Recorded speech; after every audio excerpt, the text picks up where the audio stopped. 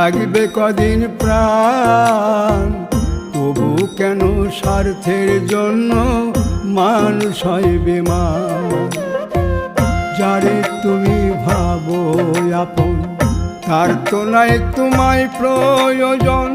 তোমার বুকে রাইখা মাতা খুঁড়তাছে কবর রে, খুঁড়তাছে কবর।